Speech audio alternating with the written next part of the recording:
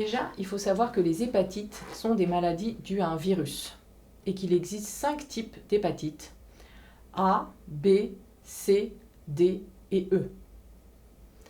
Seules les hépatites A et E sont ce qu'on appelle la transmission féco-orale, c'est-à-dire par l'intermédiaire des selles ou caca, dans lesquels il peut y avoir du virus. Et ensuite, les selles peuvent aller contaminer l'eau. Donc par exemple, l'assainissement de l'eau, ce qu'on appelle water sanitation, c'est extrêmement important si quelqu'un a l'hépatite A, parce qu'il va y avoir du virus dans les selles. Il va ensuite dans les toilettes et il peut y avoir des toutes petites particules de sel qui vont se déposer sur le siège des toilettes.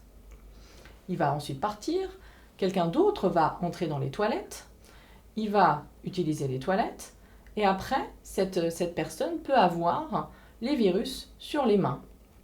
Et s'il ne se nettoie pas bien les mains en sortant des toilettes, il va porter les mains à la bouche, ou il va utiliser des objets ensuite qu'il va porter à la bouche, et il va ingérer le virus. Et il peut également y avoir du virus dans l'eau qu'il va boire. Donc c'est ce qu'on appelle la transmission féco-orale. En France, l'eau est nettoyée, et donc ça évite de contracter ce type de maladie. Quand on a l'hépatite A, cela peut durer quelques semaines et ça peut durer même jusqu'à 6 mois, surtout une grosse fatigue. Les enfants ont souvent l'hépatite A, puisque les enfants vont aux toilettes, ne vont pas forcément se nettoyer les mains, ensuite ils jouent ensemble, ils portent souvent les mains à la bouche. Donc c'est souvent quand on est enfant qu'on va attraper l'hépatite A, mais ensuite les signes, ils ne vont pas développer beaucoup de signes. Ils vont guérir rapidement et ils vont développer des anticorps, c'est-à-dire qu'ils vont être immunisés et ces anticorps sont valables à vie.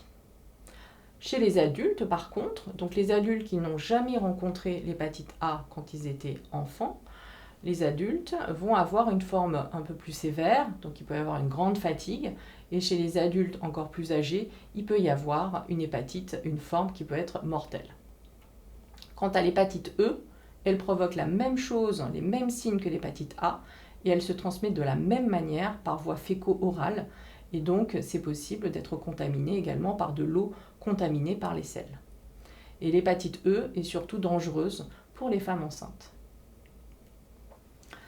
Donc là, c'était les hépatites A et E qui se transmettent par voie féco-orale, donc par l'eau par exemple, qui est contaminée par les selles.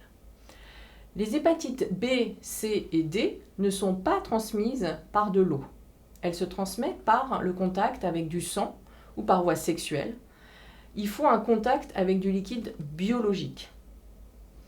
Donc ces hépatites, les hépatites B, C, D, ne se transmettent pas par l'eau ou encore par le contact, par le toucher.